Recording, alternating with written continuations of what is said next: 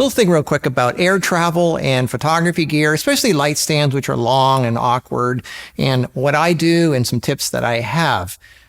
Some people comment on how much gear I take when I travel. Well, remember, I am an enthusiast. I do YouTube videos and I take professional quality photo sessions in exotic locations. So this is different than just a tourist that just has a little dinky camera and a little tripod, or even a mild hobby person who takes a little bit more. You know, there are real photographers out there who actually take gear on location, and there are pros. So this is kind of for the middle of the road and to the pro level where you have to take a bunch of gear because you want to do really good looking YouTube videos and stuff. Like, I don't want to hire people to hold reflectors when I'm on location. I want to do it myself and have light stands with actual lights and strobes and stuff. So I need light stands and I need tripods. So here we go. All right. So first of all, the first thing that I do with air travel is all my cameras and lenses and batteries and even the lights go in my carry-on. And this carry-on here is a really good one. This is my favorite one. It's the Airport Roller Derby by Think Tank.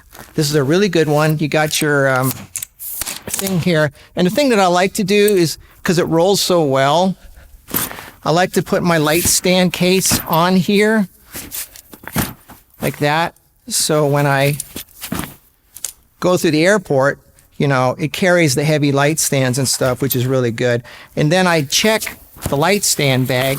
This stuff gets checked as check on luggage, and then this gets taken on. This never leaves my side. This is the expensive stuff. So let me show you real quick what this bag can hold here. This has, and I have backup cameras too. So my two main ones are a A7 III and an A7C. Those are my full frame cameras. I got a flash trigger, and then I have two RX100 Mark 7s for my videos. I got a bunch of batteries, whole bunch of batteries. I got my lenses here for my full frame. I have 3 Stellas and I have 3 AD200. So these are my strobes for flash photography, and these are my video lights for when I do video talking. This is my audio gear. It doesn't take up a lot of space. So this is pretty much my carry-on. This is my main stuff, and this is the heaviest stuff.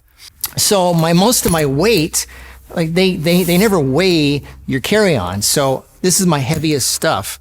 Then what I check is the light stand. So normally I would take, this is what I used to take.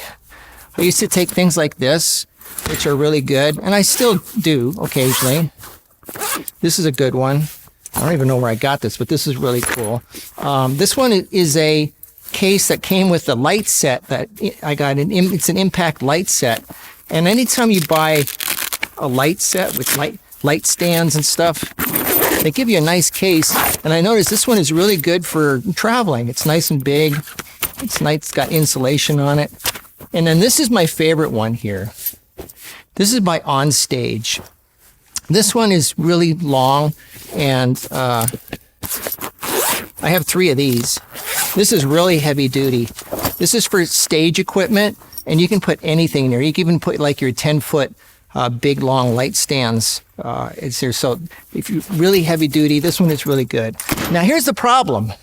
Any of these things that I used to check in, the luggage would come out, and then this was missing. And I go, why isn't this coming out? I'm the last one standing there. Even if I'm in first class, this stuff doesn't come out. And I'm the last one standing there at the airport. Everybody's gone. Even like, you know, the last person who's in the last row is gone. And I'm saying, what is it? So this always gets put into oversized luggage.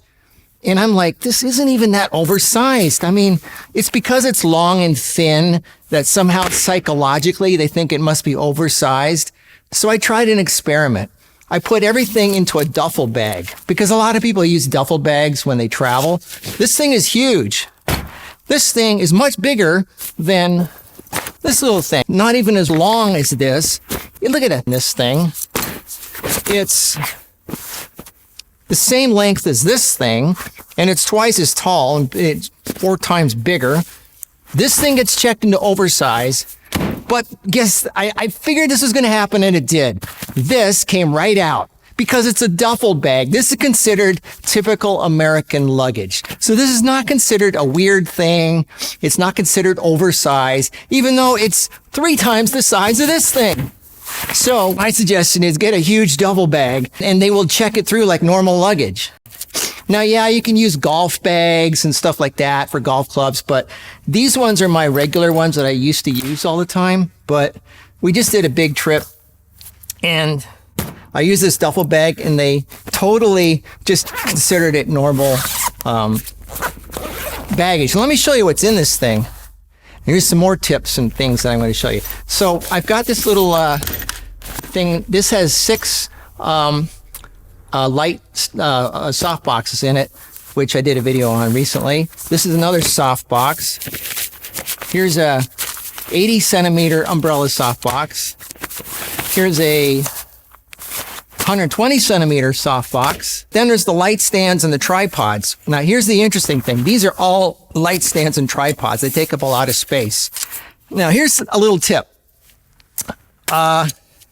Because these things bang around, and the other thing about light stands is they have these really sharp screw things on here. And after a while, if when luggage is banged around, this can start eating through and poking through and ruining your duffel bag. So yeah, they give you these little rubber screw-on things, which they kind of work to a level, but it's still a sharp little point. So what I use is these lens pouches. These things are pretty heavy duty. They have heavy duty foam in there. They have a hard bottom on them, and it covers over the top of these light stand things really well. And I also put them on the bottom ends because they're kind of sharp.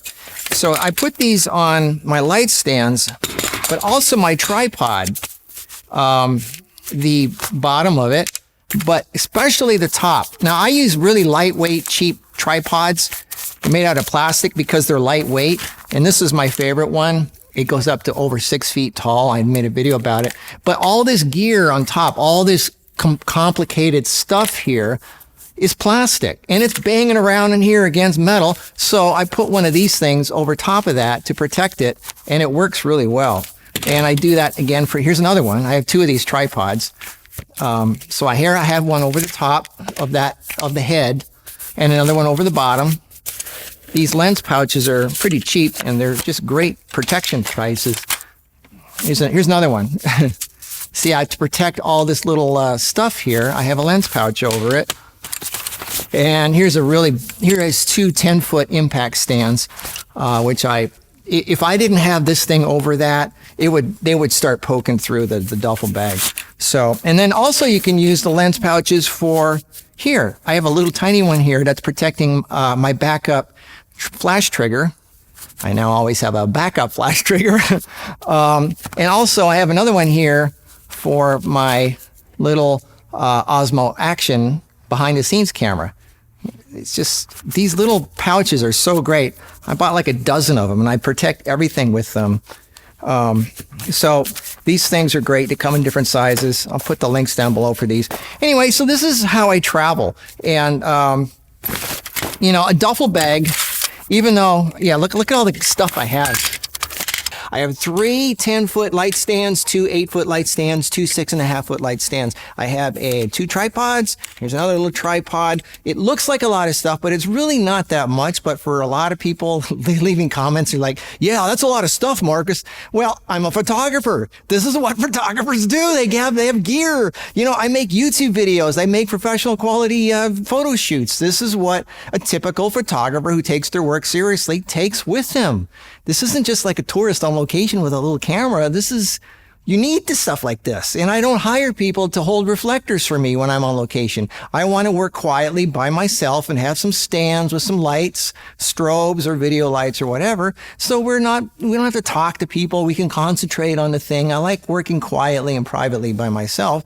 So for that, I need light stands and tripods. So this is me. This is how I work. Anyway, so I don't want to rant too much. I just wanted to show you what I take with me on when I travel and how I do it, and maybe you'll get some ideas from it, what to do, what not to do.